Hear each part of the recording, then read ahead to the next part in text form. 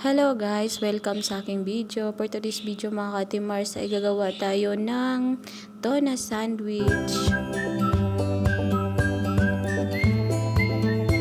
Ang ginamit lang po natin ng sangkap ay ang tuna. Pagkatapos ay nilagyan lang po natin ito ng cucumber na hiniwa po natin ng sobrang liit at saka pickles din po na cucumber. Pagkatapos niya nilagyan po natin ito ng mayonnaise at saka breadcrumb. Ihalo-halo lang po natin ito mga ka-Timars at pagkatapos lagyan din po natin ng mint. Ihalo-halo lang po natin yan mga ka-Timars at pagkatapos ilagay na po natin ito sa ating bread sandwich. Naka-ready na po kasi yung ating tinapay mga ka-Timars, kaya diretso na natin itong ilagay ang ating hinalo-halong tuna at saka cucumber sa loob ng tinapay. Ganyan lang po kadali magawa ng tuna sandwich. Ito ay ready to serve na mga ka-Timars. Itabi ko muna ito kasi nga din po ay may lulutuin din po akong sambusa. Ganito po talaga yung pagkain ng mga amo ko mga ka-Timars, dahil dito po sa ibang bansa ay hindi po sila kumakain ng kanin. Ganitong luto lang po ang kanilang agahan. Nagluluto ako ng spring roll at saka cheese sambusa. Gumagawa din po ako ng pizza at saka sweet spring roll. Ito na mga ka-Timars ang aking mga nagawa ngayong araw na ito. Maraming salamat po sa inyong panonood guys. Kung nagustuhan po niyo aking video, huwag niyo po sanang kalimutan mag-subscribe, likes, comment, and share po para updated po kayo sa aking mga video. Maraming pong salamat. Have a great time. See you for my next video guys. Bye bye.